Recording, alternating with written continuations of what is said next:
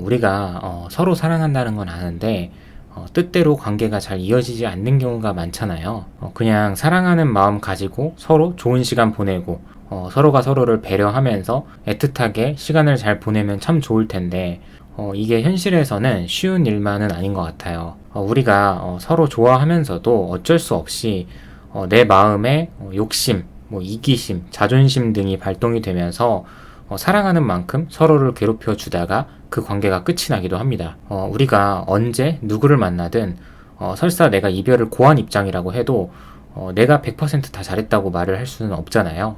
근데 부족할 수는 있을지언정 내가 부끄러운 행동만 하지 않으면 괜찮다고 생각을 하거든요. 그래서 내가 부끄러울 행동만 하지 않는 선에서 최선을 다했다면 걸러질 만한 사람들은 알아서 다 걸러진다고 생각을 합니다. 다시 돌아와서 우리가 사랑을 한다고 하면서 내 인생의 최고의 사람이었다고 하면서 왜 진득하게 만나지 못할까요? 우선 첫 번째로는 사실 사랑을 시작한다는 건 누구나 조금 더 현실적으로 말을 하면 아무나 다 할 수 있는 거라고 생각을 해요. 누군가가 정말 못났고 인성이 안 좋다고 해도 이게 사랑을 시작하는 것과 아주 큰 상관관계가 있지는 않습니다. 그냥 남녀가 눈이 맞는 건 찰나의 순간이니까요. 근데 만나는 시간이 길어질수록 내가 못나고 인성도 별로라는 게 서서히 드러날 뿐이죠. 결국 이런 식으로 내가 못난 부분이 시간이 흐름에 따라서 들통나게 됩니다. 그래서 중요한 건 내가 누군가와 깊은 사랑을 시작했다. 이것보다도 그 사랑을 유지할 수 있는 능력을 가지고 있냐, 없냐. 이 부분이라고 말씀을 드리고 싶어요. 내가 외모가 출중하거나 조건이 좋거나 성격이 정말 적극적인 사람이라고 하면은 이런 사람들에게 있어서 사랑을 시작하는 건 너무나도 쉬운 일이에요. 그러면 이런 사람들은 누군가를 만났을 때 항상 진득하게 연애를 잘하고 모든 사람에게 다 매력적으로 비춰질까요? 그냥 관계를 시작하는 포문을 잘 여는 사람들인 거예요. 이 능력이 조금 탁월한 거죠. 그래서 여기서부터 중요하게 봐야 할 부분은 시작은 잘해. 근데 유지도 잘할까? 이 부분이라는 겁니다. 다이어트를 예를 들어봐도 내가 운동은 정말 잘해. 근데 식탐을 버리지를 못하는 거예요. 그러면 어떻게 될까요? 큰 변화를 기대하기란 굉장히 어려운 일이겠죠. 연애로 대입을 해서 생각을 해보면 사랑을 유지하는 능력은 어떤 문제가 일어났을 때 이 문제를 대하는 태도, 대응, 그리고 해결하려고 하는 자세입니다. 상대가 좀 서운하게 했다고 해서 죽일 듯이 잡아먹으려고 한다거나 우리 사이에서 예상치 못한 일이 일어났을 때 항상 상대 탓을 한다거나 내 생각과 다르게 행동을 하면 불안해하면서 동시에 상대를 추궁하고 이런 것들이 있겠죠. 결국에 이런 능력이 부족한 사람들의 연애가 현실에서는 어떤 경우가 있냐면 만났다가 헤어졌다가 만났다가 헤어졌다가 만났다가 헤어졌다가 끝도 없이 반복하는 사람들이에요. 앞서 말씀드렸던 것처럼 내가 연애를 시작할 때 이 관계에 대해서 포문을 여는 능력은 좋아요.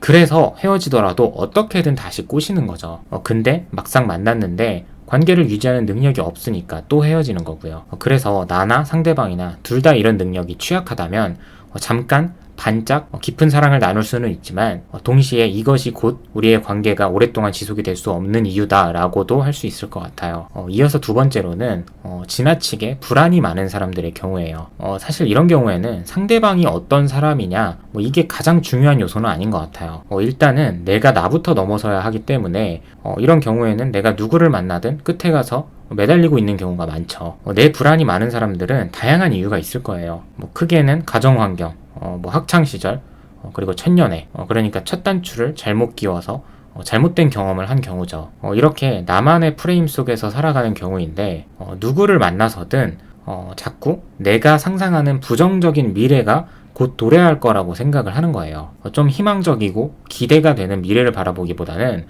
안 좋았던 과거의 기억을 필두로 현재를 살아가는 사람들이죠. 그래서 이런 분들이 상대에게 가장 많이 하는 게 뭘까요? 바로 집착과 의미 부여입니다. 정말 심한 경우에는 예를 들어서 상대방이 맨날 퇴근하고 8시에 집에 도착했는데 15분 늦었다고 해서 그 15분 동안 뭐 했냐? 왜 연락을 안 해주냐? 사랑이 거기까지냐? 또는 원래는 하루에 5번 정도 사랑 표현을 해줬는데 왜 오늘은 2번밖에 안 해주냐? 이 외에도 모든 사소한 부분에 다 의미 부여를 하는 거예요. 그러니까 분명히 미친 듯이 사랑하고 어쩌면 나보다도 더 사랑한다고 표현을 하지만 절대로 이루어질 수가 없는 거죠. 사실 상대방이 나에 대한 마음이 어떤지는 가만히 내버려 두면 결국에 다 결과가 드러나게 돼 있어요. 정말 나를 사랑하는 사람이라고 하면 조금 타이밍이 늦더라도 분명히 나에게 해명을 해주고 충분한 설명을 해줍니다. 개인적으로 제가 생각하는 가장 걱정이 되는 분들이 어떤 분들이냐면 내가 B를 걱정했는데 그 B의 상황이 오지 않았어요. 잘 해결이 된 거죠. 근데 그럼에도 불구하고 이번에는 또 C를 생각을 하는 거예요. 그리고 그 다음 스텝은 D, F, 끝도 없이 계속해서 내 걱정이 이어지는 거죠. 그러니까 실제로 아무 일도 일어나지 않았는데 스스로 걱정을 만들어내는 타입이에요. 이런 분들은 내가 연애를 하면서도 이 사람과 하루하루를 행복하게 산다기보다는 어떻게 하면 불행을 조금이라도 더 피할 수 있을까? 이 생각에 갇혀서 사시는 분들이기 때문에 이 생각을 내 스스로 극복하지 못하면 절대로 행복한 연애를 할 수가 없어요. 그래서 이게 내 손으로 해결할 수 있는 문제인지 아닌지에 대해서 명확하게 파악을 하고 이건 내가 할 수 있는 건 아니구나, 내 몫이 아니구나 라고 생각을 하면서 느긋하게 기다릴 수도 있어야죠. 마지막으로는 우리가 사랑을 할 때 마음이 있을 때 해야 할 일들을 미루지 않고 하는 것입니다. 그러니까 사랑의 힘으로 함께 넘어야 할 관문들이 있거든요. 이런 말을 하는 사람들이 많잖아요. 이 사람은 지금까지 만났던 사람들과는 다르다. 이런 사랑은 처음 경험해본다. 근데 이 사랑이 계속해서 유지가 될까요? 지속이 될까요? 절대 그럴 수 없어요. 결국에 사랑은 유통기한이 있다. 그러면 결국 사랑은 다 의미가 없냐? 그건 아닙니다. 앞서 말씀드렸던 것처럼 서로 사랑할 때 그때마다 해야 하는 것들이 있다. 이런 것들을 서로 힘을 합쳐서 함께 풀어갈 때마다 그 사랑이 더 돈독해지고 유지가 된다. 이렇게 이해를 하셔도 좋을 것 같아요. 예를 들면 우리가 20대예요. 그러면 취직 준비를 하거나 취직을 하겠죠. 그러면 이런 과정에서도 서로가 걱정이 될 만한 문제들이 항상 발생을 하잖아요. 누구는 취직이 잘 안 돼서 스트레스를 받는다든지, 아니면 취직을 했는데 이성 문제가 생긴다든지, 회식 자리가 너무 잦다든지, 이런 것들도 서로 미리미리 상의를 하고 각자 걱정이 되지 않게끔 타협점을 찾는 거, 그리고 우리의 미래를 위해서 서로 함께 돈을 모아본다든지 아니면 함께 투자에 관심을 가져본다든지 각자 중요하게 생각하는 가치관에 대해서 뛰든 놀든 먹든 한 달에 한 번씩이라도 어떤 식으로든 공유하는 시간을 갖는다든지, 그리고 나아가서 가장 중요하게는 우리가 결혼을 바라보게 될 나이가 됐을 때는 이런 부분들도 마음이 있을 때, 사랑이 있을 때 빨리빨리 추진을 해야 돼요. 지금 조건적으로 할 수 없는데 바로 결혼을 해라 이 말이 아니라 그 시작 과정으로 이 관문들을 넘기 위해서 밑작업을 조금씩 시작을 해야 한다는 거죠.